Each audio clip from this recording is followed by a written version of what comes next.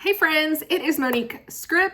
If you are not already subscribed to my channel, make sure that you like and subscribe it. My desire is to bring you videos that are going to help you to know God better. So today we're going to be talking about your responsibility as it comes to planting seeds and being obedient in what God is telling you to do. Simply obeying what He tells you to do and letting Him do the rest.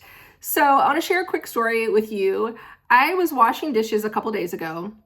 I'm in my kitchen washing dishes, and our kitchen window that looks out into the backyard is right there by the sink. So I'm looking out the window and I see that, if you don't know, we have bees, and I see that one of our hives has swarmed onto a bush. Basically meaning when you have different beehives, there will be times where they swarm, meaning several of the bees come out of the hive and they form their own swarm. I don't know what to call it.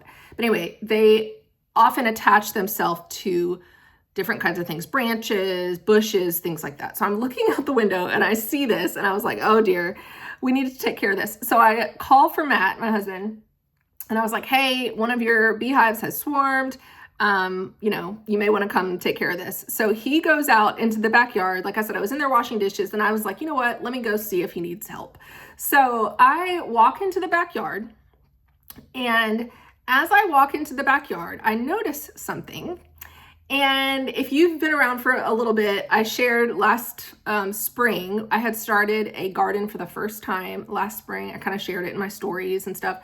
But I had told myself that it was going to be trial and error. Like I was putting zero pressure on myself to produce anything because I was like, this is my first time. I've never done a garden before. I just want to learn what I need to learn from this experience. So I planted several things in different places in the backyard, and some things did well and some things did not. And I learned, okay, here's what you do, here's what you don't do. And so I'm planning on restarting our garden again this year, but I have not done that yet. So I walk into the backyard, and one of the things that last spring, one of the things that did not do well was strawberries. So I had planted some strawberries, and I think that I had planted them too late is my theory.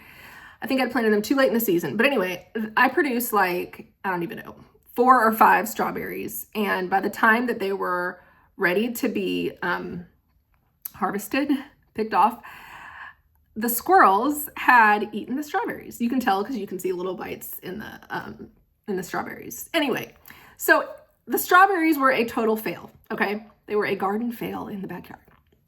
So I walk back here, fast forward to the store, what happened this week. I walk back into the backyard and I look over and I see the garden bed that I have not touched since the fall. Like we harvested everything pretty much, I would say like the beginning of fall, and I haven't touched anything in our garden since then.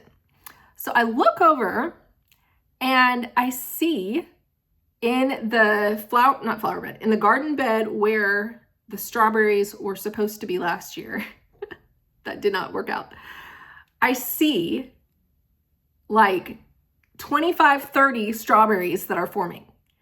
And I was like, what in the world? Like, how did this happen? I'm standing there looking at this. I'm like, how did this happen? I have not touched this since last year. I haven't watered it, like nothing. I don't understand how these strawberries are forming. We've had a really bad winter. Like we had here in Memphis, we had a ice storm that I think lasted like 2 weeks worth of, just like ice everywhere. And I just kept thinking like, how in the world did all of these strawberries make it? Like, I cannot believe that these are here. Okay, anyway, all this to say, I just kept thinking about the story of the farmer, okay? And this is a parable that Jesus had shared with his disciples. And he said that a farmer went out and he planted seed, okay? He gives a parable of the 3 different types of soil that the farmer goes out and he plants his seed on.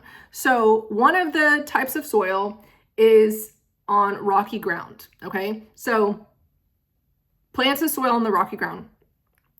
The other types of soil was where there were thorns, okay? And then the third type was good soil. So the rocky soil was like, hey, people who started off right, but, for whatever reason, it didn't take, right? Like it didn't take the seed. The seed did not take. The second type is somebody who they, had some kind of fruit in their life, but the cares of the world, the distraction, wealth, all these different things choked them to where they could not be fruitful, okay? And then the third was good soil. And this is where the seed was planted and it multiplied and it multiplied and it multiplied. And that's what I kept thinking when I was looking at the strawberries. I'm like, this just multiplied. I haven't watered it. I haven't touched it. I haven't done anything in months except I planted the seeds a year ago. And there's strawberries today. Well, they're forming. They're coming. Okay. So the point is, I just kept thinking about how it's really easy to put pressure on yourself to produce fruit. And it is important as a believer to produce fruit. But I think the more important thing is to plant the seed that is going to produce fruit. And even when you don't see the fruit, to continue to plant the seed, to continue to sow and to sow and to sow and to show up and to be consistent and to be obedient, even when you are not seeing the fruit, even when you are not seeing the outcome, even when you're so frustrated because the squirrels have eaten your strawberries and you're like, okay, that was a waste. I literally, last summer, I was like, this was a waste of my time. These strawberries were a waste of my time.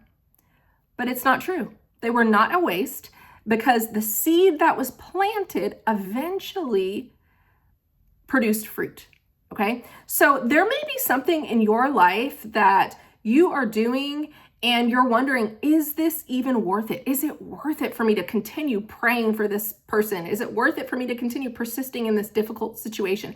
Is it worth it for me to continue to pursue somebody or to pray for somebody or to help somebody or to pour into someone? Is it worth it? It is.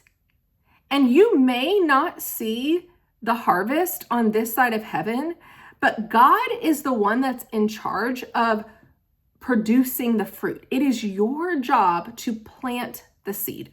Okay. So I hope that that's a blessing to you today and you guys have a wonderful day.